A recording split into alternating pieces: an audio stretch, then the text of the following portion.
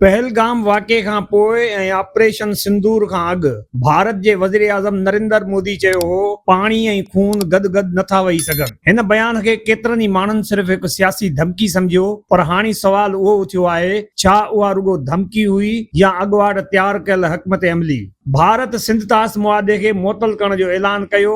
उन वक़्तु पाकिस्तानी फ़ौज जे तर्जमान चयो हो, जेकॾहिं उहे असांजो पाणी रोकींदा त असां उन्हनि जो साह रोके छॾींदासीं। पर हाणे ताज़नि ख़बरुनि मूजिबि भारत पाकिस्तान ॾांहुं ईंदड़ पाणीअ खे रोकण लाइ अमली क़दम खणी रहियो आहे।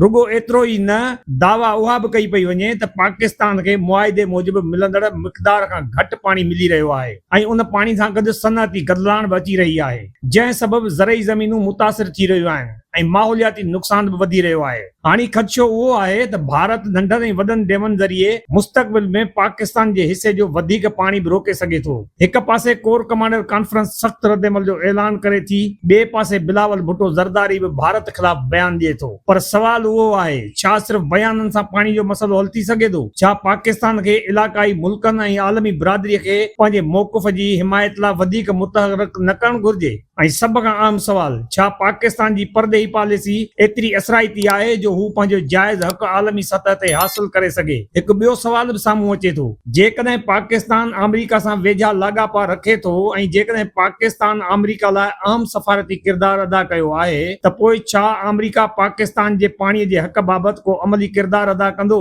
साॻी रीत छा सऊदी अरब, जेको पाकिस्तान जो वेझो दोस्त ऐं दिफ़ाई साथी सॾिजे थो, उहो भारत ते दबाव विझी सघे थो त हू पाकिस्तान जे हिसे जो पाणी न रोके? जेकॾहिं न, त पोइ अहिड़नि दिफ़ाई ऐं सिफ़ारती लाॻापनि जो अमली फ़ाइदो आख़िर छा आहे? पाणी सिर्फ़ हिकु वसीलो न आहे, पाणी पाकिस्तान जी ज़राअत, मैशियत ऐं लखे माण्हुनि जी ज़िंदगी सां जुड़ियल सवाल आहे। हाणे ॾिसणो उहो आहे, छा आलमी ताक़तूं इंसाफ़ जो साथ ॾींदियूं या पाकिस्तान खे पंहिंजे हक़ लाइ अकेले ई जिदोजहद करणी पवंदी? फ़ैसिलो वक़्तु कंदो, पर पाणीअ जो ही मामिलो पाकिस्तान जे मुस्तक़बिल सां सिधो संग ॻंढियल आहे।